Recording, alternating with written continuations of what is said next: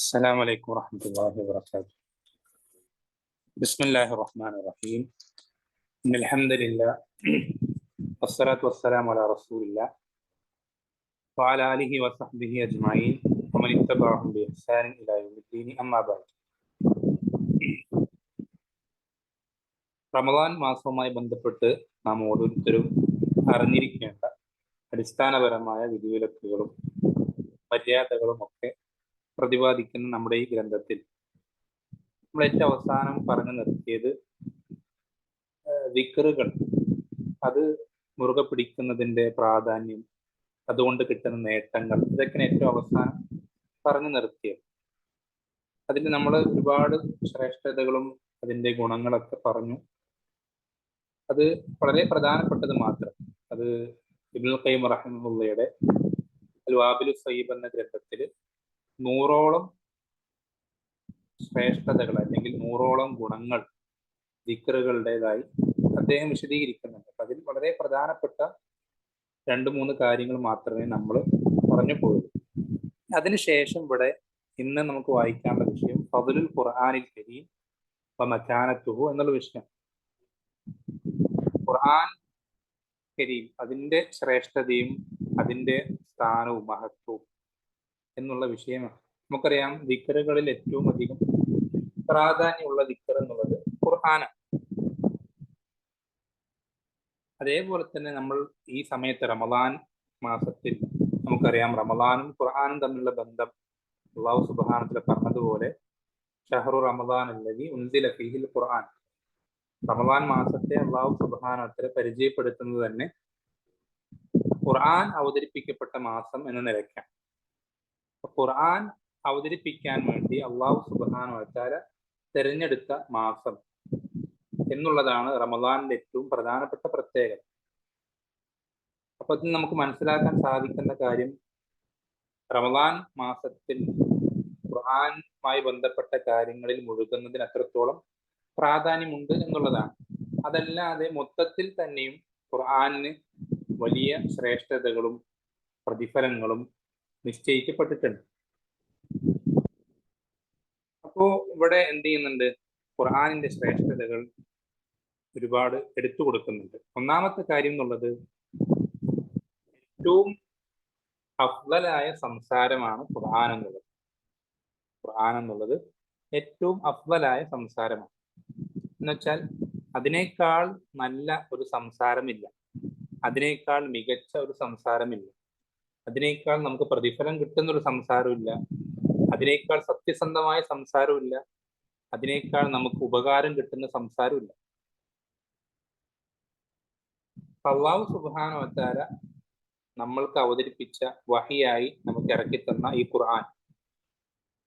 ഈ ഖുർആനിന്റെ മറ്റൊരു പ്രത്യേകത എന്ന് പറയുന്നത്, അതിന്റെ മുൻപിലൂടെയോ പിറകിലൂടെയോ എന്ന് വെച്ചാൽ ഒരു തരത്തിലൂടെയും ഒരു ഭാഗത്തിലും ഹക്കല്ലാത്തൊരു കാര്യവും ഖുർആനിൽ കടന്നു വരികയില്ല.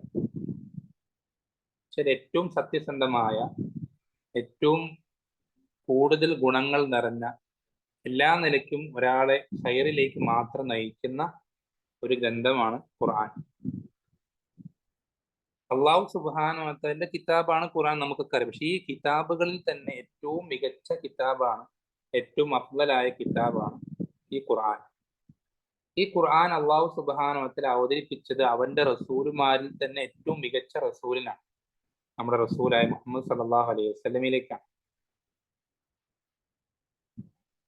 അപ്പൊ ഈ ഒരു ബോധം, അല്ലെങ്കിൽ ഈ ഒരു അതിന്റെ മഹത്വത്തിന്റെ വലിപ്പം നമുക്ക് ഖുർആൻ പാരായണം ചെയ്യുമ്പോൾ നമ്മുടെ മനസ്സിൽ ഉണ്ടാകേണ്ടതുണ്ട്. എന്ന് മാത്രമല്ല, നമ്മൾ ഈ ഖുർആൻ അവതരിപ്പിക്കപ്പെട്ട അതേ മാസത്തിൽ തന്നെയാണ് നമ്മൾ നിലകൊള്ളുന്നത്. അപ്പൊ ഈ ഒരു ഖുർആനിന്റെ ആളുകളായി നമ്മളായിത്തീരാൻ ഏറ്റവും അനുയോജ്യമായ സമയമാണ് റമദാൻ മാസം എന്നുള്ളത്.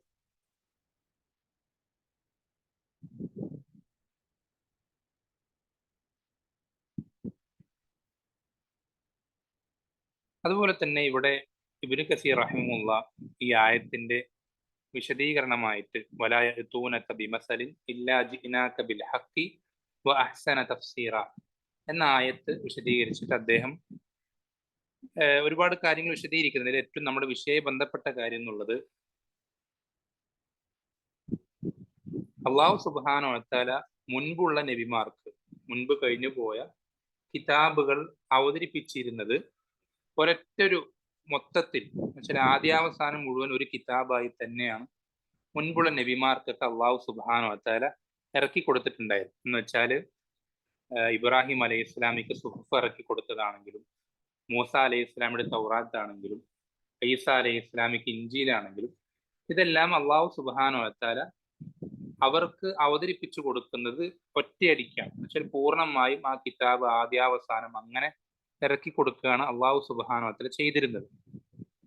എന്നാൽ നബി സല്ലല്ലാഹു അലൈഹി വസല്ലമയ്ക്ക് അള്ളാഹു സുബ്ഹാനഹു വ തആല ആ രീതിയിലല്ല ഇറക്കി കൊടുത്തത്. മറിച്ച് നമുക്കൊക്കെ അറിയുന്നത് പോലെ 23 വർഷക്കാലത്തിനിടയിൽ പല സന്ദർഭങ്ങളിലായി പല സൂറത്തുകളും പല ആയത്തുകളും കുറച്ചു കുറച്ചായി അവതരിപ്പിക്കുകയാണ് അള്ളാഹു സുബ്ഹാനഹു വ തആല ചെയ്തത്.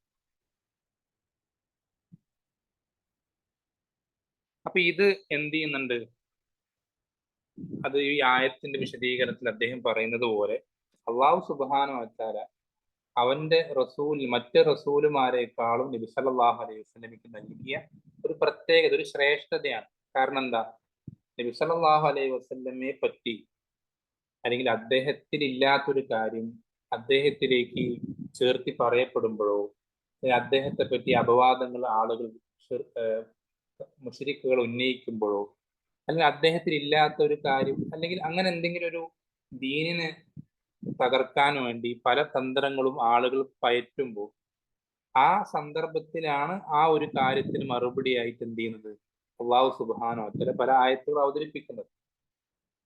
അപ്പോ ഒരു സമൂഹത്തിൽ ഒരു തെറ്റായൊരു പ്രചാരണം നടക്കുമ്പോൾ, അല്ലെങ്കിൽ ഒരു തെറ്റിദ്ധാരണ നമ്മളെ സംബന്ധിച്ച് പ്രചരിപ്പിക്കപ്പെടുന്ന സമയത്ത് തന്നെ അതിലുള്ള സത്യാവസ്ഥ അള്ളാഹു സുബ്ഹാനഹു വ തആല വിശദീകരിച്ചുകൊണ്ട് ആയത്തിറക്കുമ്പോൾ സ്വാഭാവികമായിട്ട് നമുക്ക് വളരെയധികം ആശ്വാസം ഉണ്ടാക്കുന്ന കാര്യമാണ്.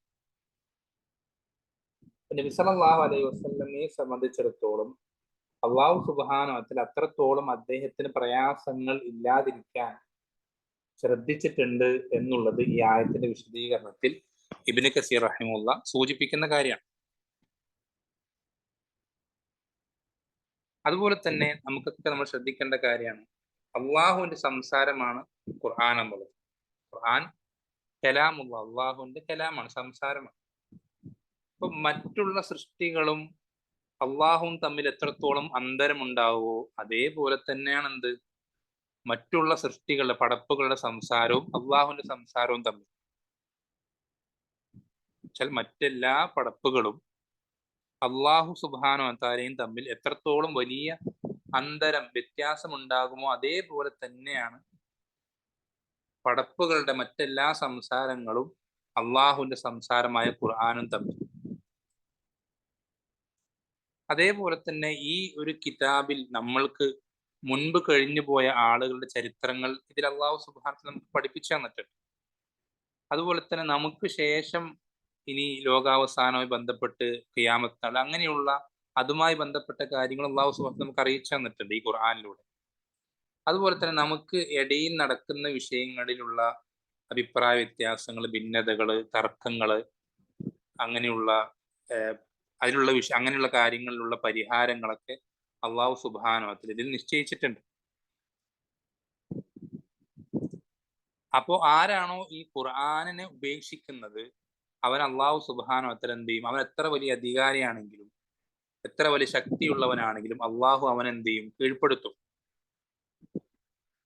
അതേപോലെ തന്നെ ഈ ഖുർആനിലൂടെ അല്ലാതെ ഒരാൾ ഹിദായത്ത് ആഗ്രഹിച്ചു കഴിഞ്ഞാൽ, തേടിക്കഴിഞ്ഞാൽ അള്ളാഹു അവനെ വഴിതെറ്റിക്കും. അള്ളാഹുവിന്റെ ശക്തിമത്തായ ഒരു കയറാണ് ഈ ഖുർആൻ എന്നുള്ളത്. എന്ന് വെച്ചാൽ സലഫുകൾ പറയാറുണ്ട്, നമ്മൾ മുറുകെ പിടിച്ചാൽ വഴിതെറ്റാതിരിക്കുന്ന, നമ്മളെ അള്ളാഹുവിന്റെ തൃപ്തിയിലേക്ക് എത്തിക്കുന്ന, അവന്റെ നരകശിക്ഷയിൽ നമ്മൾ രക്ഷപ്പെടുത്തുന്ന ആ ശക്തമായ പിടിവള്ളിയാണ് ഈ ഖുർആൻ എന്നുള്ളത്. അതുപോലെ തന്നെ ഈ ഒരു ഖുർആനിന്റെ വലിയൊരു പ്രത്യേകതയാണ് ഈ ഖുർആനിന്റെ അറിവുകൾ അതൊരിക്കലും അതിനെ സംബന്ധിച്ച് കൂടുതൽ പഠിക്കുന്ന ആളുകൾക്ക് അത് അവസാനിക്കുകയില്ല എന്നുള്ളത്. എന്നുവെച്ചാൽ ഖുർആനിലുള്ള നമുക്കറിയാം ഖുർആനിന്റെ അറിവുകൾ നമുക്ക് വ്യക്തമാക്കി തരുന്ന തഫ്സീറുകൾ അത് പല കാലഘട്ടങ്ങളിലായി പല വിഷയങ്ങളിൽ ആഴത്തിൽ അറിവുള്ള പണ്ഡിതന്മാർ ഒരുപാട് നൂറുകണക്കിന് എന്ന് പറയാൻ പറ്റുന്ന അത്രയും തഫ്സീറുകൾ പണ്ഡിതന്മാർ എഴുതിയിട്ടുണ്ട്. എന്നാൽ പോലും അതിലൊന്നിലും കടന്നു വരാത്തൊരറിവ് പല വിഷയങ്ങളും പല ഇൽമുകളും ഇന്ന് ദീനിന്റെ വിഷയങ്ങൾ പഠിച്ചിട്ടുള്ള ഒരാൾക്ക് അതിലൂടെ മനസ്സിലാക്കിയെടുക്കാനും കണ്ടെത്താനും സാധിക്കും. അതുപോലെ തന്നെ അതിന്റെ സത്യസന്ധത അതിങ്ങനെ ഓരോ കാലഘട്ടം കഴിയുമ്പോൾ എന്ത് ചെയ്യണം കൂടുതൽ ബോധ്യപ്പെട്ടുകൊണ്ടേയിരിക്കുക. എന്ന് വെച്ചാൽ 1400 വർഷങ്ങൾക്ക് മുമ്പ് അവതരിപ്പിക്കപ്പെട്ടതാണെങ്കിൽ പോലും കാലഘട്ടങ്ങൾ മുഴുവനായി മാറി വന്നുകൊണ്ടിരിക്കുന്നതിനനുസരിച്ച് പല കിതാബുകൾ നമ്മൾ കണ്ടിട്ടുണ്ട്. അത് 2-3 നൂറ്റാണ്ടും എഴുതിയ കിതാബുകൾ പോലും പല ഗ്രന്ഥങ്ങൾ പോലും പല അറിവുകൾ അത് സയൻസിന്റെ ആണെങ്കിലും പല വിഷയങ്ങളിലും പല തെറ്റിദ്ധാരണകൾ നീങ്ങുമ്പോൾ ആ കിതാബ് അബദ്ധമായി തീരുന്നത് അതിലുള്ള തെറ്റുകൾ ചൂണ്ടിക്കാണിക്കപ്പെടുന്നതൊക്കെ നമ്മൾ പലപ്പോഴും ശ്രദ്ധിച്ചിട്ടുണ്ടാവും. എന്നാൽ ഖുർആനെ സംബന്ധിച്ചിടത്തോളം അതിന്റെ കാലഘട്ടം മുന്നോട്ട് പോകുന്നതിനനുസരിച്ച് അത് കൂടുതൽ സത്യസന്ധമാണ് എന്ന് കൂടുതൽ ബോധ്യപ്പെട്ടുകൊണ്ടേയിരിക്കാം. അപ്പോൾ ഈ ഖുർആൻ കൊണ്ടൊരാൾ സംസാരിച്ചാൽ അവൻ സത്യമാണ് പറഞ്ഞത്.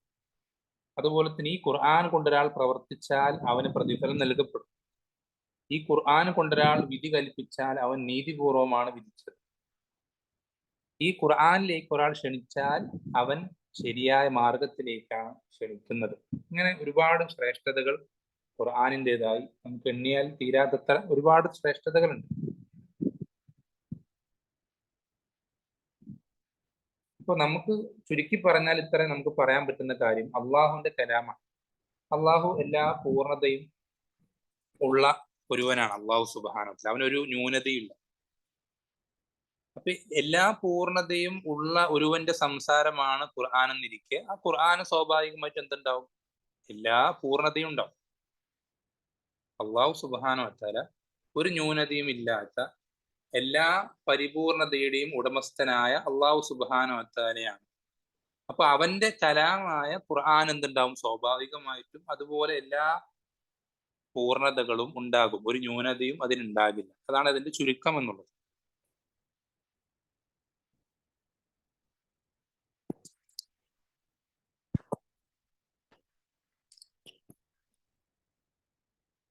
അപ്പൊ നമ്മളെ സംബന്ധിച്ചിടത്തോളം ചുരുക്കി പറഞ്ഞാൽ ഖുർആനിനെ ഈ രൂപത്തിൽ അതിന്റെ ശ്രേഷ്ഠത മനസ്സിലാക്കിക്കൊണ്ട് അതിൻ്റെതായ പ്രാധാന്യത്തോട് അതിനെ കണക്കിലെടുക്കുവാൻ അതിനെ ആ രൂപത്തിൽ തന്നെ നമ്മൾ എന്ത് ചെയ്യാൻ നമ്മൾ അതിനോട് അടുത്തിടപഴകാൻ എന്ന് വെച്ചാൽ നമ്മളുടെ അടുക്കൽ നമ്മുടെ ഹൃദയത്തിൽ ഏറ്റവും കൂടുതൽ സ്ഥാനമുള്ള ഒരു കാര്യം അതിനു വേണ്ടിയിട്ടാണ് നമ്മൾ ഏറ്റവും കൂടുതൽ സമയം ചെലവഴിക്കുക. നമ്മുടെ ഹൃദയത്തിൽ ഏറ്റവും കൂടുതൽ സ്ഥാനമുള്ള നമ്മൾ ഏറ്റവും കൂടുതൽ ഇഷ്ടപ്പെടുന്ന നമ്മൾ മനസ്സിൽ ഏറ്റവും കൂടുതൽ നമ്മൾ മഹത്വപ്പെടുത്തിയിട്ടുള്ള കാര്യം എന്താണോ അതിനു വേണ്ടിയായിരിക്കും നമ്മൾ ഏറ്റവും അധികം പരിശ്രമിക്കുകയും സമയം ചെലവഴിക്കുകയും കഷ്ടപ്പെടാൻ തയ്യാറാവുകയൊക്കെ ചെയ്യുക ആ ഒരു കാര്യത്തിന് വേണ്ടിയിട്ടായിരിക്കും. ഇപ്പൊ ഒരു ഖുർആൻ ഇങ്ങനെയൊക്കെയുള്ള ഒരു കിതാബാണ് എന്ന് നമ്മൾക്ക് മനസ്സിലായി കഴിഞ്ഞാൽ നമ്മൾ മറ്റെന്തൊരു കാര്യം കിട്ടാൻ പരിശ്രമിക്കുന്നതിനേക്കാളും നേടിയെടുക്കാൻ ആഗ്രഹിക്കുന്നതിനേക്കാളും പ്രാർത്ഥിക്കുന്നതിനേക്കാളും ഈ ഖുർആന്റെ വിഷയത്തിൽ നമ്മൾ പരിശ്രമിക്കേണ്ടതുണ്ട്. എത്രത്തോളം ഇവിടെ കൊടുക്കുന്നത് ഇബ്നു മസ്ഊദ് റളിയല്ലാഹു അൻഹു പറയുന്നുണ്ട്, ഒരാൾ അറിയാൻ ആഗ്രഹിക്കണെന്ത് അവൻ അള്ളാഹുവിനെ ഇഷ്ടപ്പെടുന്നുണ്ടോ ഇല്ലയോ. പക്ഷെ നമുക്ക് ആഗ്രഹമുണ്ട് ഞാൻ അള്ളാഹുവിനെ ഇഷ്ടപ്പെടുന്നുണ്ടോ. അങ്ങനെ ഒരാൾക്ക് അറിയാൻ ആഗ്രഹമുണ്ടെങ്കിൽ അവൻ അവന്റെ സ്വന്തം നഫ്സിനെ ഖുർആനുമായി തട്ടിച്ചു നോക്കട്ടെ. ശ്രദ്ധിക്കണം, നമ്മൾ അള്ളാഹുവിനെ ഇഷ്ടപ്പെടുന്നുണ്ടോ എന്നറിയാനുള്ള വഴിയായി ഇബ്നു മസ്ഊദ് റളിയല്ലാഹു അൻഹു സ്വഹാബിമാരിൽ വളരെ പ്രമുഖനായ സ്വഹാബിയാണ്. അദ്ദേഹം പഠിപ്പിച്ചിരുന്ന വഴി നമ്മൾ നമ്മളെ സ്വന്തത്തെ ഖുർആനുമായിട്ട് എന്ത് ചെയ്യാം, നമ്മൾ ഖുർആനുമായിട്ട് നമ്മുടെ ബന്ധം എങ്ങനെയാണ്, അത് നമ്മൾ നോക്കിയാൽ മതി. അപ്പം നമ്മൾ ഖുർആൻ ഇഷ്ടപ്പെടുന്നവരാണെങ്കിൽ അവൻ എന്ത് ചെയ്യും, അവൻ അള്ളാഹുവിനെ ഇഷ്ടപ്പെടുന്നവനാണ്. ഒരുവൻ ഖുർആനെ ഇഷ്ടപ്പെടുകയാണ്, ഖുർആൻ വായിക്കാനും അത് പഠിക്കാനും അത് ജീവിതത്തിൽ പ്രാവർത്തികമാക്കാനും അതിൽ വരുന്ന വിഷയങ്ങളെ സംബന്ധിച്ച് ചർച്ചകൾ ചെയ്യാനും, ഇങ്ങനെ അതിനെ സംബന്ധിച്ചുള്ള ക്ലാസ്സുകളും മറ്റുള്ള പഠനങ്ങളിലേക്ക് ഏർപ്പെടാൻ, ഇങ്ങനെ ഖുർആനെ അവൻ ഇഷ്ടപ്പെടുന്നുണ്ടെങ്കിൽ അതിനർത്ഥം അവൻ അള്ളാഹുവിനെ ഇഷ്ടപ്പെടുന്നുണ്ട് എന്നുള്ളതാണ്. അത് ഇബ്നു മസ്ഊദ് റളിയല്ലാഹു അൻഹു പഠിപ്പിച്ചിരുന്ന കാര്യം. അതേപോലെ തന്നെ അദ്ദേഹം പറയാണ്, ഖുർആൻ അള്ളാഹുവിന്റെ സംസാരമാണ്. അപ്പൊ ഒരാൾ ഖുർആനിൽ എന്തെങ്കിലും കാര്യം തള്ളിക്കളിനെ അങ്ങനെയൊന്നും അല്ല എന്ന് നിഷേധിക്കുകയാണ്, അല്ലെങ്കിൽ അവന്റെ ജീവിതത്തിൽ ഒരു കാര്യം പ്രാവർത്തികമാക്കേണ്ടത് അവൻ പ്രാവർത്തികമാക്കാതെ അതിനെ ഒഴിവാക്കുകയാണെങ്കിൽ അവൻ അള്ളാഹുവിന്റെ കൽപ്പനയെ, അള്ളാഹു ഒരു കാര്യം പറഞ്ഞിട്ട് അതിനെതിരെ പറയുന്നത് പോലെ, അള്ളാഹു ഒരു കാര്യം പറഞ്ഞിട്ട് അത് വിശ്വസിക്കാത്തത് പോലെ, അള്ളാഹു ഒരു കാര്യം കൽപ്പിച്ചിട്ട് അത് പ്രവർത്തിക്കാത്തവനെ പോലെ. ഇത്രയും അധികം പ്രാധാന്യം ഖുർആൻ ഉള്ളത് കൊണ്ട് തന്നെ നമ്മുടെ മുൻഗാമികൾ, സച്ചരിതരായ മുൻഗാമികൾ, പൂർവികർ ഈ ഖുർആനിനെ വളരെയധികം നല്ല രൂപത്തിൽ അവര് പരിഗണിച്ചിട്ടുണ്ട്, പ്രത്യേകിച്ചും ഈ റമദാൻ മാസത്തിൽ. അവർക്ക് അതിലുള്ള ഏറ്റവും വലിയ മാതൃകയായ നമ്മുടെ റസൂൽ സല്ലല്ലാഹു അലൈഹി വസല്ലമ തന്നെയാണ്. നബി സല്ലല്ലാഹു അലൈഹി വസല്ലമയെ പറ്റി ഇബ്നു അബ്ബാസ് റളിയല്ലാഹു അൻഹുമ പറയുന്നതായി ഇവിടെ കൊടുക്കുന്നുണ്ട്. കാന റസൂലുള്ളാഹി സ്വല്ലല്ലാഹു അലൈഹി വസല്ലമ അജ്വദൻ നാസ്. നബി സല്ലല്ലാഹു അലൈഹി വസല്ലമ എപ്പോഴും എല്ലാ സന്ദർഭത്തിലും അങ്ങേയറ്റം ദാനധർമ്മം ചെയ്യുന്ന ഒരു വ്യക്തിയാണ്. പക്ഷേ വകാന അജ്വദുമായ യകൂനു ഫീ റമദാൻ ഹീന യൽഖാഹു ജിബ്രീൽ.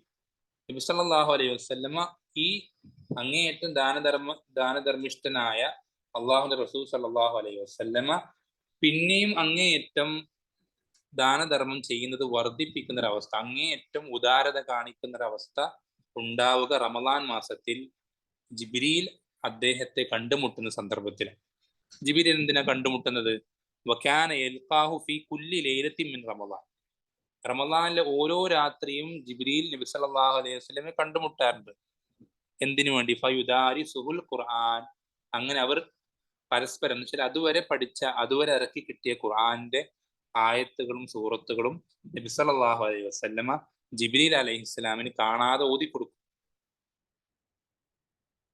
അങ്ങനെ നബി സല്ലല്ലാഹു അലൈഹി വസല്ലം റമദാനിലെ ഓരോ രാത്രിയും ചെയ്യാറുണ്ട് ഇബ്നു അബ്ബാസ് റളിയല്ലാഹു അൻഹു പറയാം. അപ്പൊ നബി സല്ലല്ലാഹു അലൈഹി വസല്ലമയുടെ ഈ ഒരു മാതൃക ഉൾക്കൊണ്ടിട്ടാണ് എന്ത് ചെയ്യുന്നത്, സലഫുകൾ അവരുടെ ജീവിതത്തിൽ പ്രത്യേകിച്ചും റമദാൻ മാസത്തിൽ ഖുർആൻ അങ്ങേയറ്റം പരിഗണിക്കാറുണ്ട്.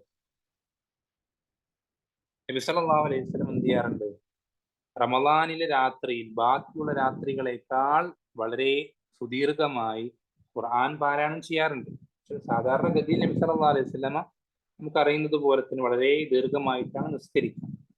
പക്ഷെ റമദാനിൽ അത് വീണ്ടും എന്ത് ചെയ്യും, പിന്നെയും ദീർഘിക്കും.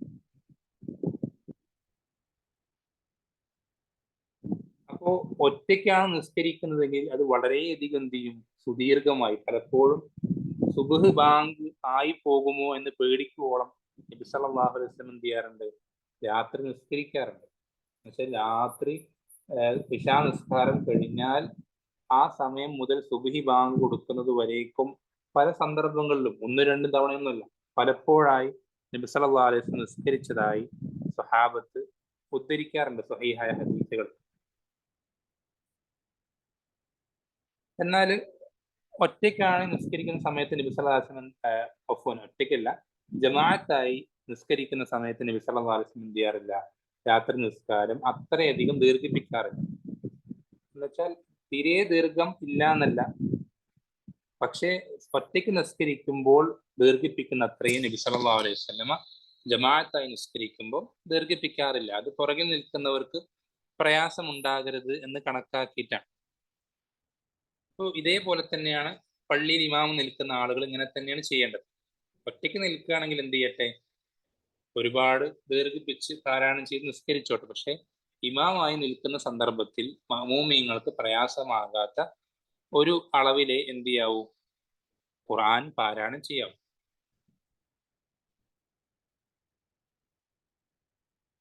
അത് ഇമാം അഹമ്മദ് റഹിമുള്ളയോട് അദ്ദേഹത്തിന് ചില ശിഷ്യന്മാർ എന്ത് ചെയ്യുന്നുണ്ട്, ചോദിക്കുന്നുണ്ട്. പക്ഷെ അവർ ഇമാം നിൽക്കുന്ന ആളുകളാണ് പള്ളികളിൽ. അപ്പൊ ഞങ്ങൾ എത്ര ദിവസം കൊണ്ടാണ് ഖുർആൻ പാരായണം ചെയ്ത് തീർക്കേണ്ടത് എന്ന് ചോദിക്കുമ്പോൾ ഇമാം അഹമ്മദ് റഹിമുള്ള പറയുന്നത്, ഈ പുറകിൽ നിൽക്കുന്ന മഅ്മൂമീങ്ങൾ അത് വളരെ ദുർബലരായ ആളുകളാണ്. അതുകൊണ്ട് ഒന്നുകിൽ ഏറ്റവും ചുരുങ്ങിയത് ഏറ്റവും മാക്സിമം 5 ദിവസം, അല്ലെങ്കിൽ 6 ദിവസം, അല്ലെങ്കിൽ 7 ദിവസം.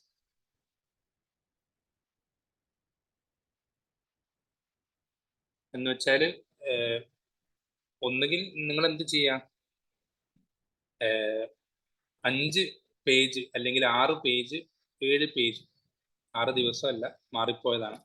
5 വജ്ഹ് അല്ലെങ്കിൽ 5 സഫ്ഹ, അല്ലെങ്കിൽ 6 സഫ്ഹ, അല്ലെങ്കിൽ 7 സഫ്ഹ, ഈ രൂപത്തിൽ നിങ്ങൾ എന്ത് ചെയ്യുക, പാരായണം ചെയ്തു കൊള്ളുക എന്ന് ഇമാം അഹ്മദ് റഹിമുള്ള അദ്ദേഹത്തിന്റെ ശിഷ്യന്മാരോട് നിർദ്ദേശിക്കാം.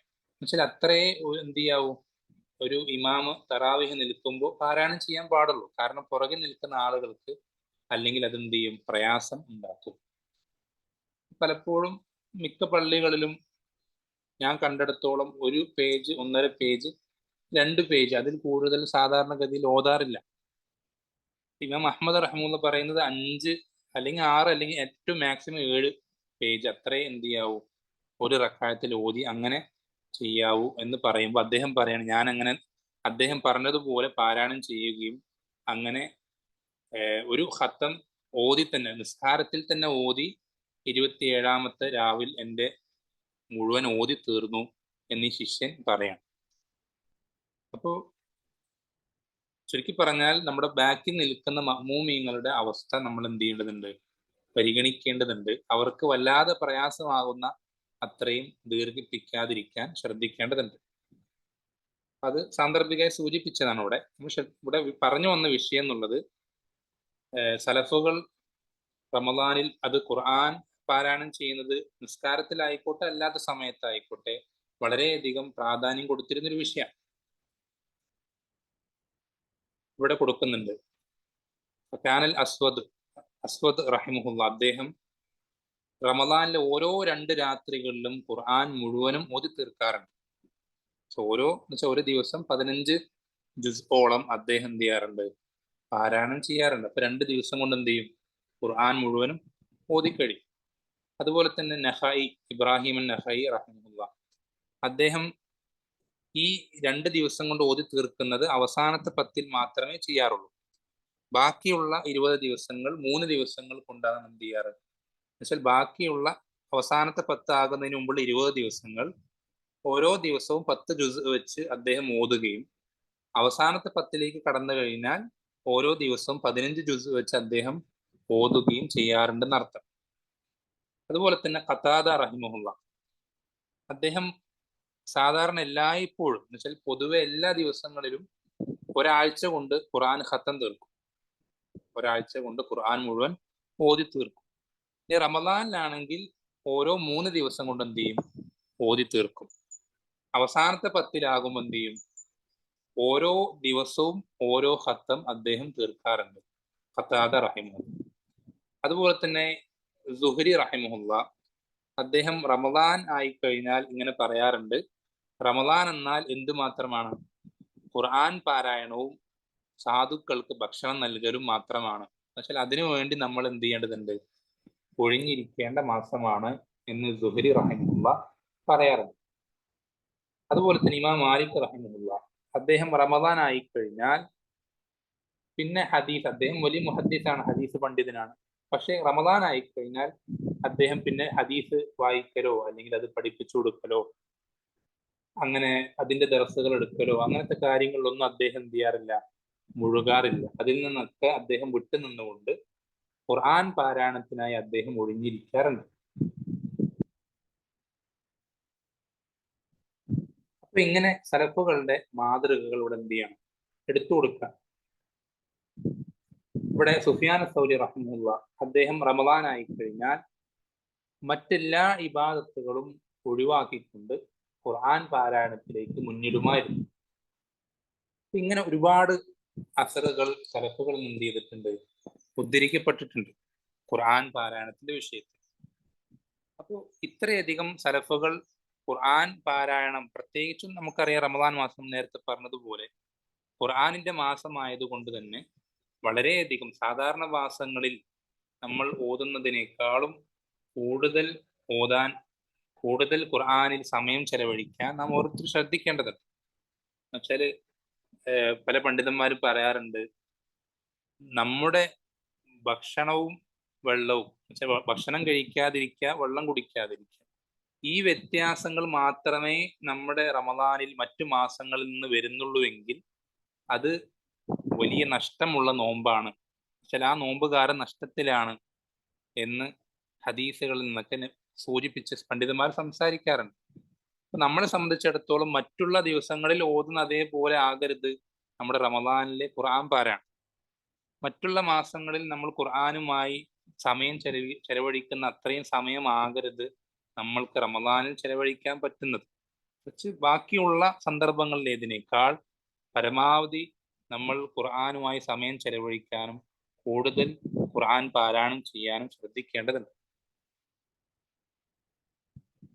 പിന്നെ അതുമായി ബന്ധപ്പെട്ട് തന്നെ മറ്റൊരു വിഷയം ഇവിടെ കൊടുക്കുന്നത് അഹമ്മിയത്തു ഫഹ്മിൽ ഖുർആനി വൽ അമലു ബിഹി വൽ അമലി ബിഹി. എന്നുവെച്ചാൽ ഖുർആൻ മനസ്സിലാക്കുന്നതിൻ്റെയും അതിന്റെ അടിസ്ഥാനത്തിൽ അമല് ചെയ്യുന്നതിന്റെയും പ്രാധാന്യം എന്നുള്ള വിഷയമാണ്. നമ്മൾ ശ്രദ്ധിക്കേണ്ടത് ഖുർആൻ അവതരിപ്പിക്കപ്പെട്ടത് പാരായണം ചെയ്യുന്നത് തെറ്റാണെന്നോ അല്ലെങ്കിൽ പാരായണം ചെയ്യണ്ടെന്നോ ഒന്നുമല്ല ഉദ്ദേശിക്കുന്നത്. പക്ഷെ പാരായണം ചെയ്യുന്നത് കൊണ്ട് അതുകൊണ്ട് ഉദ്ദേശിക്കുന്ന ലക്ഷ്യം എന്നുള്ളത് അതിലുള്ള ആശയങ്ങൾ മനസ്സിലാക്കലും അതിന്റെ അടിസ്ഥാനത്തിൽ ജീവിതത്തിൽ മാറ്റങ്ങൾ വരുത്തലുമാണ്. അപ്പോ ഒരിക്കലും എന്താകരുത് അല്ലേ, നമുക്കറിയാം ആ ഖുർആൻ കൊണ്ടാണ് ഏറ്റവും മോശം അവസ്ഥയിൽ ഉണ്ടായിരുന്ന ഒരു കൗമ്, സ്വഹാബത്ത് ജാഹിലിയത്തിൽ വളരെ മോശപ്പെട്ട അവസ്ഥയിലാണ്. അങ്ങനെയുള്ള ഒരു കൗമ് അവരേറ്റവും നല്ല, ഏറ്റവും മികച്ച ഒരു സമൂഹമായി മാറിയത് ഈ ഖുർആൻ കൊണ്ടാണ്.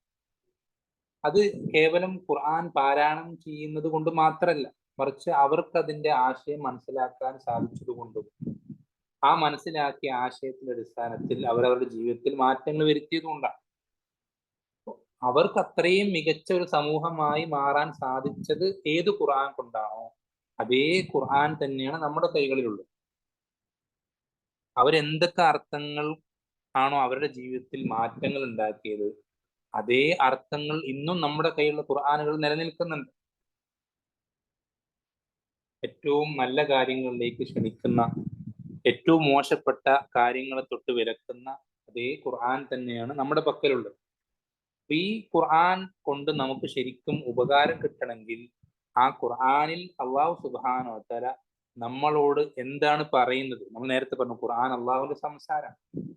നമ്മളോട് ഓരോരുത്തരോട് അള്ളാഹു സുബ്ഹാനഹു വ തആല ഒരു കാര്യം സംസാരിക്കുമ്പോൾ നമുക്ക് എന്താണ് ആ സംസാരിക്കുന്നത് എന്ന് മനസ്സിലാക്കാൻ സാധിക്കുന്നില്ലെങ്കിൽ അത് എത്ര വലിയ നഷ്ടമാണ്. നമ്മൾ ആലോചിച്ച് നോക്കിയേ, ഒരു വലിയ പ്രധാനപ്പെട്ട ഒരാൾ നമ്മളോട് ഗൗരവപ്പെട്ട ഒരു കാര്യം നമ്മൾക്ക് പറഞ്ഞു തരാം, സംസാരിക്കാം.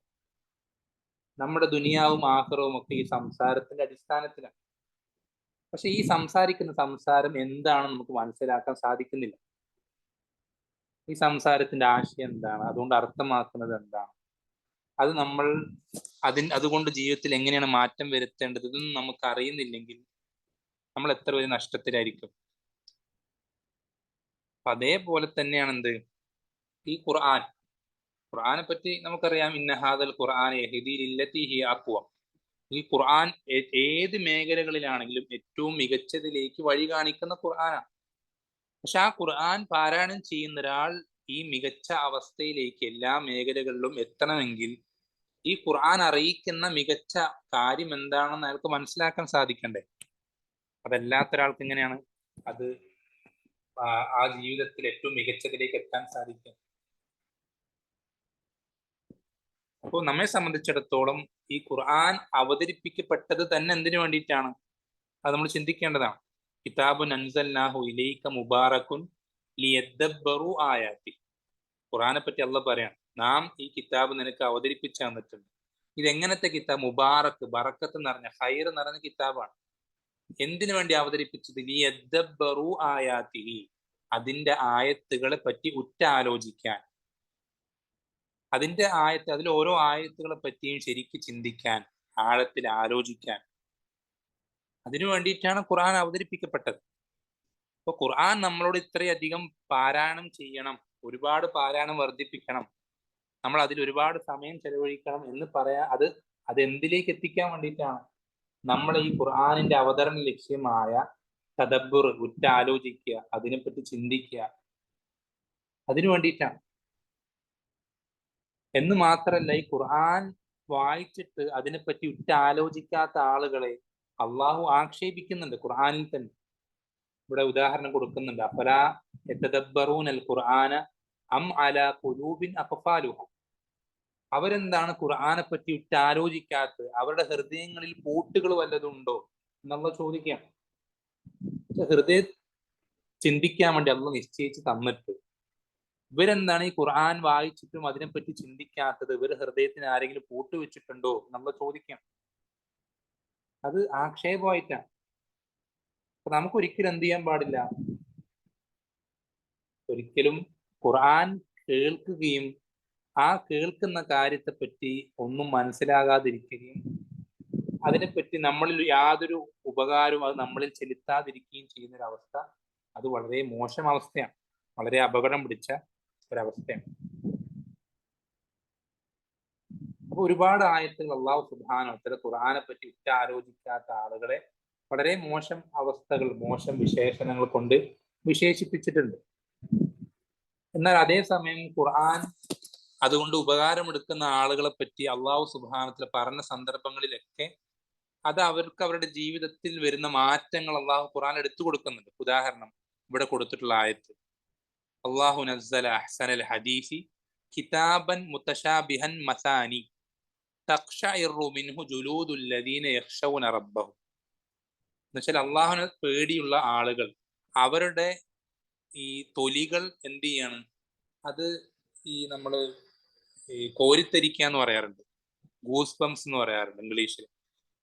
ആ രൂപത്തിൽ അള്ളാഹുവിന്റെ ആയത്തുകൾ കേൾക്കുമ്പോൾ അള്ളാഹുവിനെ പറ്റി പേടിയുള്ള ആളുകളുടെ തൊലികൾ അങ്ങനെ ആയിത്തീരും.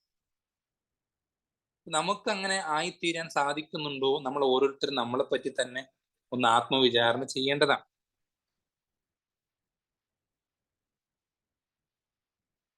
അതുപോലെ തന്നെ ഇവിടെ മറ്റൊരു ആയത്തിൽ കൊടുക്കുന്നുണ്ട്, അലം യഅനി ലില്ലദീന ആമനു അൻ തഖ്ശഅ ഖുലൂബുഹും ലിദിക്രില്ലാഹി വമാ നസല മിനൽ ഹഖ്. ഈമാനുള്ളവർക്ക് ഇനിയും സമയമായിട്ടില്ലേ അവരുടെ ഹൃദയങ്ങൾ അള്ളാഹുവിന്റെ ദിക്റിന് കീഴ്വണങ്ങാൻ, അല്ലെങ്കിൽ അതിനോട് ഭയമുള്ളതാകാൻ, അല്ലെങ്കിൽ അത് കേട്ടിട്ട് അതിനോടൊരു പേടി ഉണ്ടാകാൻ. ഇതൊക്കെ ഖുർആൻ കേൾക്കുമ്പോൾ അല്ലെങ്കിൽ ഖുർആനെ പറ്റി ഉറ്റാലോചിക്കുമ്പോൾ ഈമാനുള്ള ആളുകൾക്ക് ഉണ്ടാവുന്ന ഒരു ഗുണമാണ്, ക്വാളിറ്റിയാണ്. പക്ഷെ അത് നമ്മൾക്ക് ഉണ്ടാകുന്നില്ലെങ്കിൽ നമ്മൾ എന്ത് ചെയ്യേണ്ടതാണ്? വളരെയധികം പേടിക്കേണ്ട കാര്യം. കാരണം ഇങ്ങനെയുള്ള ആയത്തുകളെ പറ്റി അള്ളാഹ് പറഞ്ഞിട്ട് അങ്ങനെ ഉറ്റാലോചിക്കാത്ത, ഈ തരത്തിൽ മാറ്റങ്ങൾ വരാത്ത ആളുകളെ പറ്റി അള്ളാഹു സുബ്ഹാനഹു വ തആല ശക്തമായ രൂപത്തിലാണ് എന്ത് ചെയ്തിട്ടുള്ളത്? വിമർശിച്ചിട്ടുള്ളത്. ഇവിടെ തന്നെ ഈ ആയത്തിൽ തന്നെ കാണാം, വലാ യകൂനു കല്ലദീന ഊത്തുൽ കിതാബ മിൻ ഖബൽ. അവരൊരിക്കലും അവർക്ക് മുമ്പ് കിതാബ് നൽകപ്പെട്ട ആളുകളെ പോലെ അവരാവരുത്. അങ്ങനെ അവരെന്താണ് ആയത്? ഫതാല അലൈഹിമുൽ അമദു ഫഖസത് ഖുലൂബുഹും. അവരിങ്ങനെ ഈ ഖുർആൻ കേട്ടിട്ടും അതിനെപ്പറ്റി ആലോചിക്കാതെ, അതിനെപ്പറ്റി പഠിക്കാൻ ശ്രമിക്കാതെ അതങ്ങനെ കടന്നു പോയപ്പോ അവരുടെ ഹൃദയങ്ങൾ കടുത്തുപോയി. വകസീറും മിൻഹും ഫാസിഖൂൻ. അവരിൽ അധികം ആളുകളും ഫാസിഖുകളായി, അള്ളാഹുവിനെ ധിക്കരിക്കുന്ന തോന്നിയാസികളായി, തെമ്മാടികളായി അവരായിത്തീർന്നു. അപ്പോൾ ഖുർആനിനെ ആശയം മനസ്സിലാക്കാതിരിക്കുക എന്നുള്ളത് വലിയ അപകടമാണ്, അപകടം പിടിച്ച ഒരു കാര്യമാണ്. ഇവിടെ ആയത്തിൽ കൊടുക്കുന്നുണ്ട്, ഇന്നമൽ മുഅ്മിനൂന അല്ലദീന ഇദാ ദുക്കിറല്ലാഹു വജിലത് ഖുലൂബുഹും. ഈമാനുള്ളവർ എന്ന് പറഞ്ഞാൽ ആര് മാത്രമാണ്? അവർ അള്ളാഹുവിനെ പറ്റി പറയപ്പെട്ടാൽ അവരുടെ ഹൃദയങ്ങൾ നടുങ്ങും. വൈദാ തുലിയത് അലൈഹിം ആയാത്തുഹു സാദത്തുഹും ഈമാന. അള്ളാഹുവിന്റെ ആയത്തുകൾ അവർക്ക് ഓതി കേൾപ്പിക്കപ്പെട്ട് കഴിഞ്ഞാൽ അവരുടെ ഈമാൻ വർദ്ധിക്കും. പക്ഷെ ഖുർആന്റെ ആയത്തുകൾ കേൾക്കുമ്പോൾ നമുക്ക് നമ്മുടെ ഈമാൻ വർദ്ധിക്കുക എന്നുള്ളത് നമ്മുടെ ഈമാനിന്റെ അടയാളമാണ്. നമ്മൾ ശരിയായ വിശ്വാസികളാണ് എന്നതിന്റെ അടയാളമായി അള്ളാഹു സുബ്ഹാനഹു പഠിപ്പിച്ചു തരാം. അപ്പൊ നമുക്ക് നമ്മുടെ ഖുർആന്റെ ആയത്തുകൾ നമുക്ക് കേൾക്കുമ്പോൾ നമ്മുടെ ഈമാൻ വർദ്ധിക്കുന്നില്ലെങ്കിലോ, നമ്മുടെ ഈമാൻ ഇപ്പോഴും പല പ്രശ്നങ്ങളും അതിലുണ്ട് എന്നറിയിക്കുന്ന വലിയ അടയാളമാണ്. ശ്രദ്ധിക്കണം, വിഷയം വളരെ ഗൗരവമാണ്. അതുപോലെ തന്നെ അള്ളാഹു സുബ്ഹാനഹു വതആല ഖുർആൻ കേൾക്കുമ്പോൾ അള്ളാഹു തൃപ്തിപ്പെടുന്ന അവന്റെ ദാസന്മാർ, അവർക്കുണ്ടാവുന്ന മാറ്റങ്ങൾ നമ്മൾ നേരത്തെ പലതും സൂചിപ്പിച്ചു. അതുപോലെ തന്നെ മറ്റൊരു മാറ്റാണ് എന്ത്? ഇദാ യുത്ല അലൈഹിം യഖിറൂന ലിൽ അദ്ഖാനി സുജ്ജദ, അവരെന്ത് ചെയ്യും? സുജൂദിലായി വീണുപോകും. അതുപോലെ വയഖൂലുന സുബ്ഹാന റബ്ബിന ഇൻ കാന വഅദു റബ്ബിന ലമഫ്ഊല, അള്ളാഹു സുബ്ഹാനഹു വതആല എത്ര പരിശുദ്ധനാണ്, അവന്റെ ഈ കൽപ്പന അല്ലെങ്കിൽ ഈ ഒരു വാഗ്ദാനം ഇത് നിറവേറപ്പെടുക തന്നെ ചെയ്യും. അതുപോലെ തന്നെ യബ്കൂന, അവർ കരയും, വയസീദുഹും ഖുശൂ, അവരുടെ ഖുശൂ വർദ്ധിക്കും. ഇതൊക്കെ ഖുർആൻ കേൾക്കുമ്പോൾ ആ ഖുർആന്റെ ആശയം മനസ്സിലാകുന്ന ആളുകൾക്ക് ഉണ്ടാവുന്ന മാറ്റങ്ങളാണ്. അത് ഈമാൻ ഹൃദയത്തിലുണ്ടെങ്കിൽ ഈ മാറ്റങ്ങൾ അവരിൽ എന്തായാലും ഉണ്ടാവും. പക്ഷെ നമ്മൾക്ക് ഈമാനുള്ള നമ്മെ സംബന്ധിച്ചിടത്തോളം ഈ മാറ്റങ്ങൾ നമ്മളിൽ വരാതിരിക്കുന്നത് നമ്മൾ പേടിക്കേണ്ട ഒരു കാര്യം തന്നെയാണ്. അപ്പൊ നമ്മെ സംബന്ധിച്ചിടത്തോളം ഈ ഒരു അപകടം പിടിച്ച അവസ്ഥ തരണം ചെയ്യാൻ നമ്മളെ കൊണ്ടാകുന്നതൊക്കെ നമ്മൾ ചെയ്യാൻ ശ്രമിക്കേണ്ടതുണ്ട്. അതിന് ഏറ്റവും വലിയ തടസ്സമായി നിൽക്കുന്ന കാര്യം ചില ഈമാനുള്ള ഇല്ലാത്ത അവസ്ഥ എന്നുള്ളതാണ് ഏറ്റവും ഒന്നാമത്തെ തടസ്സം. പക്ഷെ രണ്ടാമത്തെ തടസ്സം അത് കഴിഞ്ഞാൽ നമ്മളെ സംബന്ധിച്ചിടത്തോളം, ഈമാനുള്ള നമ്മെ സംബന്ധിച്ചിടത്തോളം ഏറ്റവും വലിയ രണ്ടാമത്തെ തടസ്സം എന്നുള്ളത് ഖുർആനിന്റെ ഭാഷ അറിയാതിരിക്കുക എന്നുള്ളതാണ്. ഖുർആനിന്റെ ഭാഷയായ അറബി ഭാഷ അത് അറിയാതിരിക്കുക എന്നുള്ളത് ഈ ഒരു അവസ്ഥയിലേക്ക് നമ്മൾ എത്തിക്കുന്നതിന് വലിയൊരു തടസ്സം തന്നെയാണ്. നമ്മൾ പല ഭാഷകളും പല ആവശ്യങ്ങൾക്കും നമ്മൾ പഠിക്കാറുണ്ട്. ഇംഗ്ലീഷ് ഭാഷ, മറ്റ് പല ഭാഷകളും നമ്മുടെ ദുനിയവിയായ പല നേട്ടങ്ങൾക്ക്, ജോലിക്ക്, കരിയറിന് വേണ്ടി, പല സർട്ടിഫിക്കറ്റിന് വേണ്ടി പലതിനും നമ്മൾ പഠിക്കാറുണ്ട്. ഈ ഇംഗ്ലീഷ് ഭാഷയൊക്കെ പഠിക്കുന്നതിന്റെ എത്രയോ ശതമാനം പ്രയാസം ഇല്ലാത്തൊരു ഭാഷയാണ് എന്ത്? അറബി ഭാഷ. വളരെ എളുപ്പത്തിൽ, വളരെ സിമ്പിളായി, ചെറിയൊരു കാലഘട്ടം കൊണ്ട് വളരെ നല്ലൊരു അവസ്ഥയിൽ നമുക്ക് പഠിച്ചെടുക്കാൻ പറ്റുന്ന ഒരു ഭാഷയാണ് അറബി ഭാഷ. അപ്പൊ ഈ ഒരു ഭാഷ നമ്മൾ പഠിച്ചെടുക്കാത്തത് കൊണ്ട് നമ്മൾക്ക് സംഭവിക്കുന്ന നഷ്ടം അത് ചെറുതല്ല, വലിയ നഷ്ടങ്ങളാണ്. നമ്മൾ ആലോചിച്ച് നോക്കിയാൽ, നമ്മൾക്ക് നമ്മുടെ റബ്ബ് ഒരു സന്ദേശം നമുക്ക് തന്നിട്ടുണ്ട്. ആ സന്ദേശത്തിലൂടെ നമ്മുടെ റബ്ബ് നമ്മളോട് പല കാര്യങ്ങളും സംസാരിക്കുന്നുണ്ട്, പറയുന്നുണ്ട്. ആ സന്ദേശം നമ്മുടെ കയ്യിലുണ്ട്, പക്ഷെ നമുക്കത് എന്ത് ചെയ്യാൻ കഴിയുന്നില്ല. അതിലെന്താണ് അതിൽ ഉൾക്കൊള്ളിട്ടുള്ളത്, അതിലെ ആശയം എന്താണ് നമുക്ക് മനസ്സിലാക്കാൻ സാധിക്കുന്നില്ലെങ്കിൽ അതിനേക്കാൾ വലിയ നഷ്ടം നമുക്ക് എന്താണ് പിന്നെ സംഭവിക്കാനുള്ളത്? പലപ്പോഴും കണ്ടിട്ടുണ്ടാവും പല ആളുകളും, അവര് പണ്ടത്തെ കാലത്തൊക്കെ പ്രത്യേകിച്ചും ഗൾഫിൽ നിന്നും മറ്റുമൊക്കെ ഭർത്താക്കന്മാര് എന്തെങ്കിലും പ്രധാനപ്പെട്ട വിവരവുമായിട്ട് എന്തെങ്കിലും കത്ത് അയക്കുകയും ആ കത്ത് എന്തെങ്കിലും മഴ നനയുകയോ എന്തെങ്കിലുമൊക്കെ ആയിട്ട് ആ കത്ത് അവരുടെ കയ്യിലേക്ക് എത്തും. പക്ഷെ അതിൽ എന്താണ് എഴുതിയിട്ടുള്ളത് എന്ന് ഈ ഇപ്പുറത്തുള്ള ആൾക്ക് വായിച്ച് മനസ്സിലാക്കാൻ പറ്റാത്ത അവസ്ഥ, അത് ഒരുപാട് സങ്കടം ഉണ്ടാക്കുന്ന, വിഷമുണ്ടാക്കുന്ന, പ്രയാസം ഉണ്ടാക്കുന്ന കാര്യമാണ്. അതിനേക്കാളൊക്കെ എത്രയോ വലുതാണെന്ത്? അള്ളാഹു സുബ്ഹാനഹു വതആല അവൻ നമ്മളോട് സംസാരിച്ച സംസാരം, നമുക്ക് ഓരോരുത്തരിലേക്കും അവൻ അറിയിച്ചു തന്ന ഈ സംസാരം, ആ സംസാരത്തിന്റെ ഉള്ളടക്കം എന്താണ്, അതുകൊണ്ട് ഉദ്ദേശിക്കപ്പെടുന്ന എന്താണ്, ഞാൻ എങ്ങനെ ആയി കാണാൻ അള്ളാഹു സുബ്ഹാനഹു വതആല ഇഷ്ടപ്പെടുന്നത്, എന്നിൽ എന്തൊക്കെ ഗുണങ്ങൾ ഉണ്ടാവാൻ അള്ളാഹു ഇഷ്ടപ്പെടുന്നത്, ഞാൻ എങ്ങനെയൊക്കെ ആവരുത് എന്നാണ് അള്ളാഹു എന്നോട് കൽപ്പിക്കുന്നത്, ഇതൊന്നും നമുക്ക് മനസ്സിലാക്കാൻ സാധിക്കുന്നില്ലെങ്കിൽ ഒന്ന് ആലോചിച്ച് നോക്കി, എത്ര വലിയ പ്രയാസം ഉണ്ടാക്കുന്ന കാര്യമാണ്.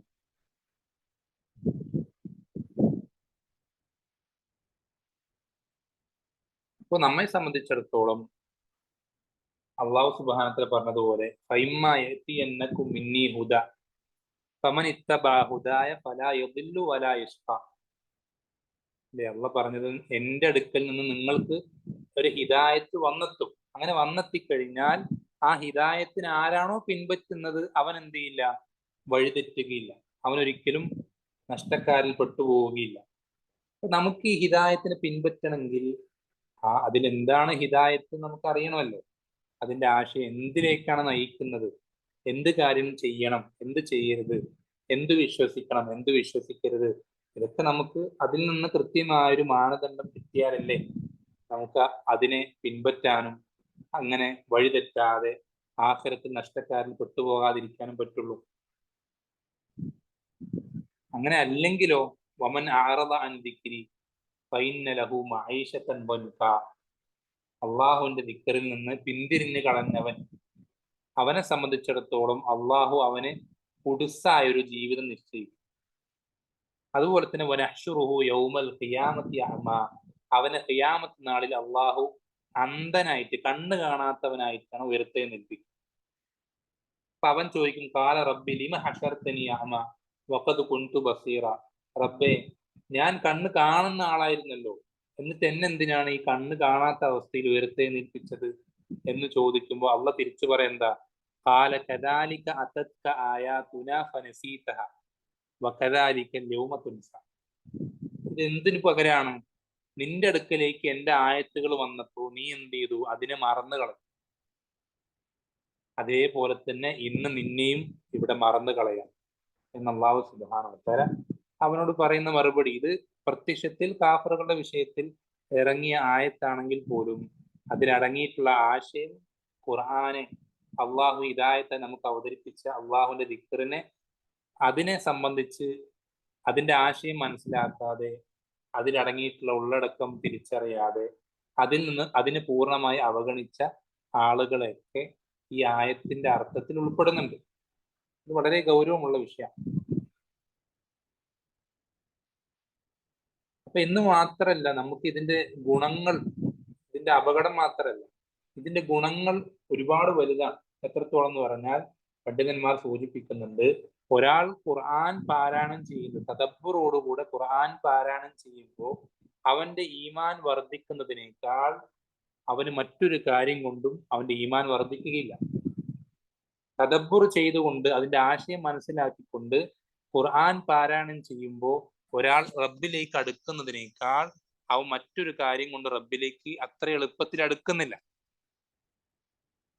അങ്ങനെ അവന്റെ ഹൃദയത്തിൽ എന്താ പറയാ, എല്ലാ നിലയ്ക്കും ജീവിതത്തിന്റെ ഓരോ മേഖലകളിലും എന്തൊക്കെ കാര്യങ്ങളാണ് ഞാൻ ചെയ്യേണ്ടത്, എന്തൊക്കെ നിലപാടുകൾ എടുക്കണം, ഇങ്ങനെ ഓരോ കാര്യത്തിലും കൃത്യമായ മാർഗനിർദ്ദേശങ്ങൾ ഖുർആൻ നൽകിക്കൊണ്ടേയിരിക്കുന്നുണ്ട്, ഓരോ സൂറത്തുകളും ഓരോ ആയത്തുകളും. അപ്പൊ ഇതൊക്കെ ഈ ഖുർആനുമായിട്ട് എപ്പോഴും ബന്ധമുള്ള ഒരാൾ അവനൊരിക്കലും എന്ത് ചെയ്യില്ല, അവന്റെ ജീവിതത്തിൽ സംഭവിക്കുന്ന വലിയ പ്രയാസങ്ങളിൽ തളർന്നു പോകൂല. അവന്റെ ജീവിതത്തിൽ വരുന്ന, അവന് കിട്ടുന്ന വലിയ നേട്ടങ്ങൾ കണ്ടവൻ മതിമറന്നു പോകൂല. എന്നുവെച്ചാൽ ഒരിക്കലും അവൻ അള്ളാഹുവിന്റെ തൃപ്തി കിട്ടുന്ന അവസ്ഥയിൽ നിന്ന് തെറ്റിപ്പോകുന്നില്ല. ഏത് സന്ദർഭത്തിൽ, എത്ര പ്രയാസമുള്ള സാഹചര്യത്തിലാണെങ്കിലും, അല്ലെങ്കിൽ എത്ര എളുപ്പമുള്ള എല്ലാ സൗകര്യങ്ങളും കിട്ടിയിട്ടുള്ള അവസ്ഥയിലാണെങ്കിലും. അപ്പൊ ഏത് നിലയ്ക്ക്, ഞാൻ ഇപ്പം ചുരുക്കി പറഞ്ഞാൽ ഇവിടെ ഒരുപാട് വിശദമായിട്ട് പറയുന്നുണ്ട് ഓരോ കാര്യങ്ങൾ. ചുരുക്കി പറഞ്ഞാൽ നമ്മൾക്ക് ഏറ്റവും കൂടുതൽ ഹൈറുകൾ കിട്ടാനുള്ള ഏറ്റവും സിമ്പിൾ ആയിട്ടുള്ള ഷോർട്ട് കട്ടാണ് ഖുർആൻ ആശയം മനസ്സിലാക്കി അതിന്റെ അർത്ഥം മനസ്സിലാക്കി പാരായണം ചെയ്യാൻ സാധിക്കാമെന്ന്. നമുക്ക് അതിലൂടെ കിട്ടുന്ന ഹൈറുകൾക്ക് കയ്യും കണക്കുമില്ല. ദുനിയാവ് ആഖിറത്തിൽ വേറെ അതിന്റെ പ്രതിഫലങ്ങളൊക്കെ കണക്കില്ലാത്തതാണ്. ദുനിയാവിൽ തന്നെയും അതുകൊണ്ട് കിട്ടുന്ന ആ ഒരു സമാധാനവും അതുപോലെ തന്നെ ആ ഒരു റാഹത്തും തുമഅനീനത്തും സന്തോഷവും. ഇനി പ്രയാസപ്പെട്ടിരിക്കുന്ന ഒരാൾ ഖുർആൻ പാരായണം ചെയ്താൽ അയാൾക്ക് കിട്ടുന്ന ആശ്വാസം, അത് വേറൊരു കാര്യം കൊണ്ട് അവന് ആശ്വാസം കിട്ടൂല. ഖുർആൻ ആശയം മനസ്സിലാക്കി പാരായണം ചെയ്യുന്ന ഒരാൾക്ക് കിട്ടുന്ന അയാൾ സങ്കടപ്പെടുമ്പോൾ, അയാൾ ബുദ്ധിമുട്ടുമ്പോൾ, അയാൾക്ക് പ്രയാസം അനുഭവിക്കുമ്പോൾ ഉണ്ടാവുന്ന ആശ്വാസം, അത് വേറൊരു കാര്യം കൊണ്ട് അയാൾക്ക് കിട്ടൂല. ഇങ്ങനെ ഓരോ മേഖലകളിലും ഒറ്റപ്പെടുമ്പോൾ ഖുർആനോളം മികച്ച ഒരു കൂട്ടുകാരൻ അവന് കിട്ടില്ല. ഇങ്ങനെ ഓരോ കാര്യങ്ങൾ, ഓരോ ജീവിതത്തിലെ സന്ദർഭങ്ങൾ എടുത്തു നോക്കിയാലും നമുക്ക് ഈ ഖുർആനേക്കാൾ മികച്ചതായി ഒന്നും കിട്ടുകയില്ല. നമുക്ക് ആ ഉറച്ച യഖീന് വേണം, ഏറ്റവും മികച്ചത് ഇതാണ്, ഇതിനേക്കാൾ മികച്ചതായിട്ട് ഒന്നുമില്ല, ഇതിന് പകരം വെക്കാൻ പറ്റുന്ന മറ്റൊരു കാര്യമില്ല എന്ന ഉറച്ച യഖീനോട് കൂടെ നമ്മുടെ ഏറ്റവും നല്ല സമയം, നമ്മുടെ ഏറ്റവും നല്ല പ്രായം, നമ്മുടെ ഏറ്റവും കൂടിയ പരിശ്രമം, എല്ലാ ആവേശവും എന്ത് ചെയ്യുക, നമ്മൾ ഖുർആൻ മനസ്സിലാക്കാനും അത് എങ്ങനെയാണ് സ്വഹാബത്ത് അത് മനസ്സിലാക്കി പ്രാവർത്തികമാക്കിയത്, അതേപോലെ തന്നെ നമ്മളും അത് മനസ്സിലാക്കാനും പ്രാവർത്തികമാക്കാനും നമ്മൾ പരിശ്രമിക്കേണ്ടതുണ്ട്. അപ്പോ ചുരുക്കി പറഞ്ഞാൽ ഒരു പ്രാർത്ഥന ഉണ്ട്, അതൊരു പറഞ്ഞിട്ട് അവസാനിപ്പിക്കാൻ നബി സല്ലല്ലാഹു അലൈഹി വസല്ലമ പഠിപ്പിച്ചെന്ന ഒരു പ്രാർത്ഥന. ആ പ്രാർത്ഥനയുടെ ചുരുക്കം എന്താന്ന് വെച്ചാൽ വലിയൊരു പ്രാർത്ഥനയാണ്. നബി സല്ലല്ലാഹു അലൈഹി വസല്ലം പറയുന്നത്, ഒരാൾക്ക് അവന്റെ ജീവിതത്തിൽ സങ്കടങ്ങളും വിഷമങ്ങളും അങ്ങനെ ഭയങ്കര പ്രയാസവും ആയിക്കഴിഞ്ഞാൽ, ബുദ്ധിമുട്ടായി കഴിഞ്ഞാൽ അവൻ ചൊല്ലാൻ വേണ്ടി പഠിപ്പിച്ചെന്ന പ്രാർത്ഥന. ആ പ്രാർത്ഥന അങ്ങനെ വലിയൊരു പ്രാർത്ഥന, അള്ളാഹുവിന്റെ നാമങ്ങൾ, അവന്റെ അസ്മാകളും സിഫത്തുകളൊക്കെ വെച്ച് അവൻ നമുക്ക് പഠിപ്പിച്ചു തന്ന, നബിമാർക്ക് പഠിപ്പിച്ചു കൊടുത്ത, കിതാബിൽ ഇറക്കി കൊടുത്ത ഒരുപാട് അവന്റെ എല്ലാ നാമങ്ങളും മുൻനിർത്തിയിട്ട് ചോദിക്കുന്ന ചോദ്യം എന്താണെന്ന് അറിയുമോ? ശ്രദ്ധിക്കണം. നമ്മുടെ വിഷമങ്ങൾ മാറാൻ, അല്ലെങ്കിൽ സങ്കടം മാറിക്കിട്ടാൻ, വളരെ സന്തോഷകരമായ ജീവിതമായി തീരാൻ നബി സല്ലല്ലാഹു അലൈഹി വസല്ലം പഠിപ്പിച്ചിരുന്ന പ്രാർത്ഥനയിൽ അള്ളാഹുവിന്റെ എല്ലാ നാമങ്ങളും മുൻനിർത്തിയിട്ട് ചോദിക്കുന്ന ചോദ്യം, അൻ തജഅലൽ ഖുർആന റബീഅ ഖൽബി വജലാഅ ഹുസ്നി വദഹാബ ഹമ്മി വനൂറ സദ്രി. അള്ളാഹുവേ, നീ ഖുർആനിനെ എൻ്റെ കൽബിന്റെ പൂന്തോട്ടം എന്ന് വെച്ചാൽ അവിടുത്തെ വസന്തമാക്കണം. അതുപോലെ തന്നെ വജലാ ഹുസ്നി, ഖുർആനിനെ എൻ്റെ സങ്കടങ്ങളെ മാറ്റുന്ന കാര്യമാക്കണം. വദഹാബ ഹമ്മി, എൻ്റെ വിഷമങ്ങളും മറ്റ് ടെൻഷനുകളൊക്കെ മാറ്റുന്ന കാര്യമായി ഈ ഖുർആൻ നിശ്ചയിക്കുമാണ്. അതുപോലെ തന്നെ വനൂറ സദ്രി, എൻ്റെ ഹൃദയത്തിന്റെ വെളിച്ചമാക്കി നീ ഖുർആനെ മാറ്റണമേ എന്ന് പ്രാർത്ഥിക്കാനാണ് നബി സല്ലല്ലാഹു അലൈഹി വസല്ലമ പഠിപ്പിച്ചത്.